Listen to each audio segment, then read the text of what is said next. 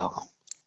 இந்த 5 கோஷங்களை விளக்குதல் என்பது யாவருக்கும் அறிந்த விஷயமாக எனக்கு இதுவரை தெரிந்ததில்லை. தாங்கள் மட்டுமே இதை பற்றி கூறுகிறீர்கள். ஆமாங்க, அதுலயும் சொல்லப்படுது என்னன்னா, 5 கோஷங்களை எப்படியா நீக்குவேம்பாங்க. எப்படி உன்னால் நீக்க முடியும் அப்படின்னா, யாராலும் அது முடியாத காரியம் அப்படிம்பாங்க. அப்போ நீக்க முடியலன்னா ஆன்மா தரிசனம் எப்படி பெற முடியும்?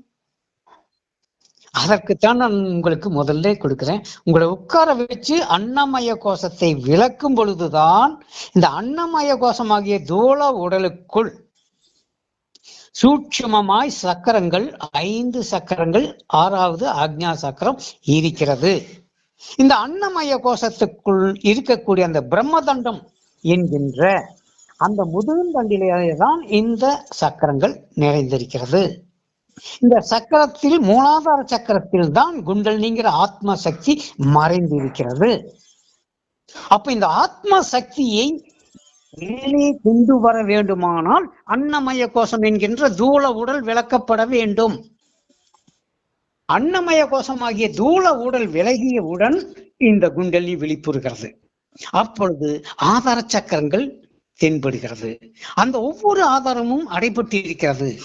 மூலாதாரத்திலிருந்து வெளிப்பட்ட அந்த குண்டலினி சுவாதிஷ்டான சக்கரம் என்கின்ற அந்த மகத்துவத்திற்குள் வரும் பொழுது அபரிதமான நிலை ஒரு சாதகனுக்கு உண்டாகிறது.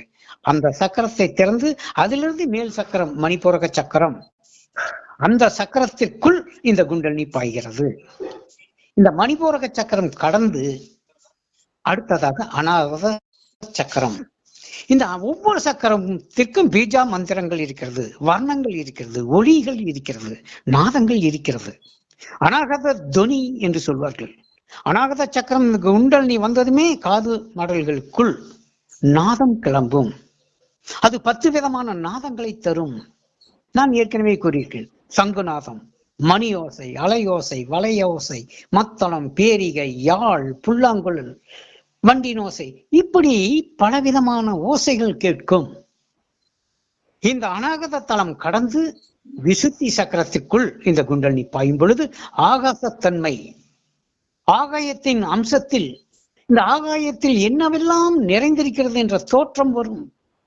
பற்பல விதமான அடுக்குகளில் வர்ண ஒளிகளும் நாதங்களும் நிறைந்திருப்பதை இந்த யோகி அறிகிறான். அடுத்தது விசுத்தி கடந்து ஆக்ஞா வரும் பொழுது அங்கே சுழிமுனையை திறக்கிறது. இடகளை பிங்களை மாறி சுழிமுனை சுவாசம் வரும் பொழுது அந்த சுவாசம் 16 அங்குலம் 12 அங்குலம் என்ற நிலை மாறி 2 அங்குலம் சுவாசம்